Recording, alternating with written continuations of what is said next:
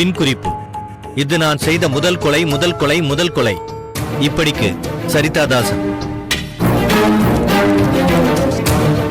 இத பத்தி உங்ககிட்ட பேசினவன் என்ன பேர் சொன்னான்னு சொன்னீங்க? யமன் சொன்னா சார். நம்பர் கண்டுபிடிக்க முடிஞ்சதா? இல்ல சார், அவன் பேசி முடிஞ்சதும் சிம் கார்டை தூக்கி போட்டுட்டான். சரிதா தாசன், யமன். மிஸ்டர் ராமசாமி சார், உங்க பொண்ணு வேற யாரையாவது காதலிக்கிறதாகவோ இல்ல வேற யாராவது அவளை ஃபாலோ பண்ணி வர்றதாகவோ உங்ககிட்ட சொல்லிருக்காங்களா? இல்ல சார், அவ ஒரு குழந்தை. நம்ம குழந்தை நமக்குத்தான் சார் குழந்தை, எதிராளிக்கு அவ ஆயுதம். இங்கேயும் அதே மாதிரி தான் ஒரு டீல் நடந்திருக்கு. அது என்னன்றதை கண்டுபிடிக்கணும் சார். அவளுக்கு லவ் வந்த மாதிரி ரியாக்ஷன்ஸ் வந்ததா எனக்கு 1% கூட டவுட் வரல சார். இருக்கட்டும் விடுங்க. பொம்பளை பிள்ளைங்களை பெத்தவங்களை விட அவளை லவ் பண்ற பசங்க தான் ஜாக்கிரதையா பாத்துப்பாங்க. இது மேல் சைக்காலஜி. அப்படி சரிதாவை ஆசைப்பட்ட எவனோ ஒருத்தன் தான் அவளை ஃபாலோ பண்ணிருக்கான். அவளோட சாவ சந்தேகப்பட்டிருக்கான், ஆராய்ஞ்சிருக்கான். நம்மளை விட பிரில்லியண்டா இன்வெஸ்டிகேட் பண்ண அவன் ராஜாவை கண்டுபிடிச்சிருக்கான்.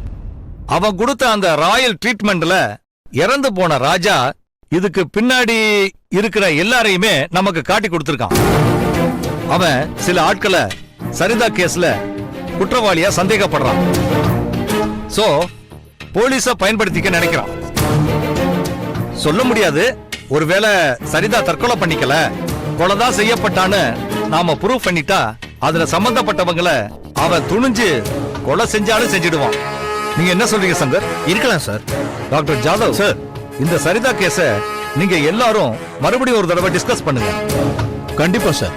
நான் அதுக்குண்டான பேசிக் விஷயங்கள்லாம் போன்லயே அசிஸ்டன்ட் கிட்ட சொல்லி லேப்ல ரிப்போர்ட்ஸை ரீகன்சிடர் பண்ண சொல்லிருக்கேன் sir. Very good. So Shankar, குற்றவாளியோட ஏதாவது ஒரு முனை எங்கேயாவது ஒளிஞ்சுகிட்டு இருக்கும். கண்டிப்பா பிடிச்சிடலாம் சார். குட். ராமசாமி சார், பழைய போஸ்ட்மார்டம் ரிப்போர்ட்டை கொண்டு வந்திருக்கீங்கல்ல? கொண்டு வந்திருக்கேன் sir. Please give it to Shankar and please cooperate with him. Okay, நான் அப்புறம் உங்ககிட்ட வந்து பேசுறேன். Okay sir. Bye sir. அந்த ஃபைலை கொஞ்சம் கொடுங்க. இந்தாங்க சார்.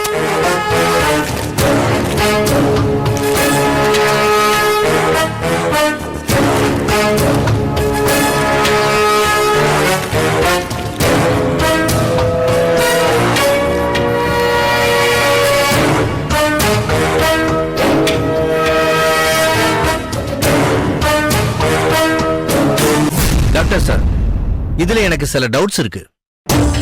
அத நான் கேட்கலாமா? கேளுங்க சார். இதுக்கு முன்னாடி நான் ஒரு ஆள் தற்கொலை பண்ணிக்கிட்ட விஷயமா அது கொலையா தற்கொலையான்னு நான் போஸ்ட்மார்டம் ரிப்போர்ட்டை வச்சு இன்வெஸ்டிகேஷன் பண்ணிக்கிட்டு இருந்தேன். அதுல சில பாயிண்ட்ஸ டாக்டர் பக்தராச்சலம் கொடுத்தார். என்ன பாயிண்ட்ஸ்? அதாவது இந்த ரிப்போர்ட்ல கார்பன் கண்டைனிங் பர்னிங் டிஷ்யூஸ் அப்படிங்கிற வாசகத்துக்கு நேரா 51%ன்னு ரெட்டிங்ல மென்ஷன் பண்ணியிருந்தார். ஆமா. அந்த 51% எதை மீன் பண்ணுதுன்னு நீங்க சொல்ல முடியுமா? ஒரு மனித உடம்பு தீப்பற்றி எரியும் போது அதிலிருந்து வெளிப்படுற கார்பனோட அளவை தான் அந்த பெர்சன்டேஜ் மென்ஷன் பண்ணுது. அந்த அளவை வச்சுதான் அந்த உடல் தற்கொலை செய்யப்பட்டதா கொலை செய்யப்பட்டதான்னு சொல்லுவீங்க, கரெக்டா? ஆமா. அந்த பெர்சன்டேஜ் 51 இருந்ததுனால தான் நீங்க சரிதாவோட மரணம் தற்கொலைன்னு முடிவு பண்ணிட்டீங்க இல்லையா? ஆமா. அதுவே 49% இருந்திருந்தா தற்கொலையா இருக்க வாய்ப்பு இல்லைங்கிற முடிவுக்கு வருவோம். என்ன டாக்டர் இது? இப்படி ஒரு பாயிண்ட் இதுல இருக்குன்னு முதல்லயே சொல்லியிருந்தீங்கன்னா நான் இன்னும் பெரிய பெரிய லேபுக்கு அனுப்பி ரிப்போர்ட்டை இன்னும் கொஞ்சம் டீடைலா வாங்கியிருப்பேனே. இருங்க ராமசாமி சார், போஸ்ட்மார்ட்டம் பண்ற போது எந்த டாக்டரும் பேரளவுக்கு ரிப்போர்ட் தர மாட்டாங்க. சட்ட நீதியை காப்பாத்துறதுக்கு எந்த அளவுக்கு எங்களுக்கு பொறுப்பு இருக்கோ அதே அளவுக்கு பொறுப்பு டாக்டருக்கு இருக்கு. உங்களுக்கும் இவருக்கும் இருக்கும் சார். நீங்க சொல்ற இந்த கார்பன் கண்டெய்னிங் பர்னிங் டிஷ்யூஸோட பெர்சன்டேஜ் மென்ஷன் பண்ற லேப் அசிஸ்டன்ட்க்கு இந்த 2% ரிப்போர்ட் மாறும்னு தெரிஞ்சிருக்கும் தானே? அப்ப அவருக்கு தொடர்பு இருக்குமா? What do you mean? I mean அந்த லேப் அசிஸ்டன்ட் ஏன் 2% சேஞ்ச் பண்ண பணம் வாங்கிட்டு மாத்தி டைப் பண்ணி இருக்க கூடாது? அந்த லேப் அசிஸ்டன்ட் எங்க இருக்காரு? அவர் ஹார்ட் அட்டாக்ல இறந்துட்டாரு. எப்போ? போன மாசம் சார். ஹலோ, யா சுதீப் சொல்லுங்க. எந்த ஏரியா? ரங்கராஜபுரமா? ஓகே, டவர் இருக்கிற ஏரியாவை எனக்கு எஸ்எம்எஸ் பண்ணுங்க. சார், என்னாச்சு சார்? யமன் எனக்கு ஒருத்தன் ஃபோன் பண்ணானே, அவன் எந்த ஏரியால வந்து பேசினான்னு கண்டுபிடிச்சிட்டேன்.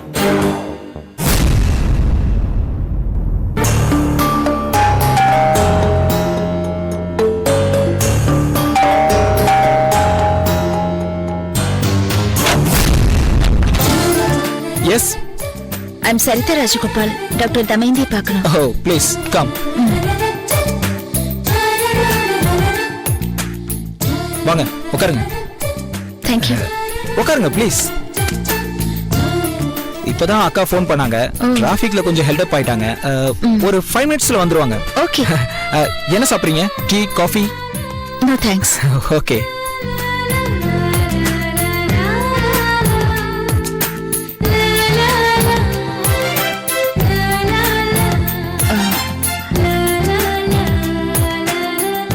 பிஸி இது எழுதிட்டு இருக்கீங்க போல இருக்கு. நான் ஏதாவது டிஸ்டர்ப் பண்ணிட்டேனா? நான் வேணா அங்க போய் உட்காரட்டுமா? No no it's okay. அப்படிலாம் ஒண்ணும் இல்ல. இது ஒரு social awareness article for newspaper. Oh, உங்களை மாதிரி ஆளுங்க தான் இதெல்லாம் எழுதுறதா? எப்படி டைம் கிடைக்குது இதுக்கெல்லாம்? என்ன பொறுத்த வரைக்கும் இந்த டைம் இல்ல, டைம் கிடைக்கலன்னு சொல்றதெல்லாம் போய். மனசு இருந்தா கண்டிப்பா எந்த வேலைக்கும் மார்க்கம் உண்டு. வாவ். என்னாச்சுங்க இவ்வளவு எக்ஸைட் ஆகுறீங்க? இதை விட ஒரு அழகான ஆச்சரியத்தை சொல்லட்டுமா? சொல்லுங்க. இது வரைக்கும் இந்த டயலாக்க நான் தான் என்னோட ஃப்ரெண்ட்ஸ் கிட்ட சொல்லுவேன். முதல் முறையா என்னோட டயலாக்க இன்னொருத்தர் மனசுல இருந்து வெளியில வரத கேட்கறதுக்கு ரொம்ப சந்தோஷமா இருக்கு.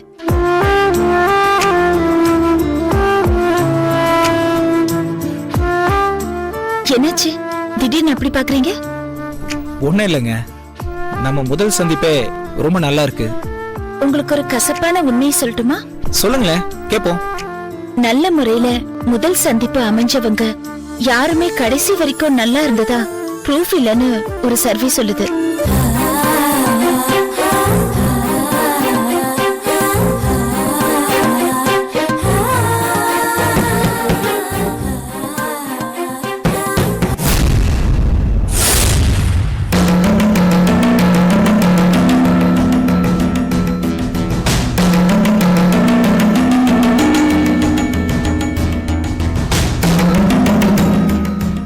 என்னாச்சு நீங்க? நத்திங்க்கா. Where are you? ஒண்ணுமில்லக்கா. நான் உன்கிட்ட வாட் ஹேப்பன்னு கேக்கல, நீ இல்லன்னு சொல்றதுக்கு. எந்த லோகத்துல இருக்கேன்னு கேக்குறேன். சரிதா சொன்ன மாதிரி நடந்துருச்சுக்கா. என்ன சொன்னா? நல்லவங்க ரொம்ப நாள் இருக்க மாட்டாங்கங்கறத சிம்பாலிக்கா சொன்னா. அது சரியா நடந்துட்டு இருக்கு. இங்க பாரு நிக்கு, நடந்தது நடந்து போச்சு.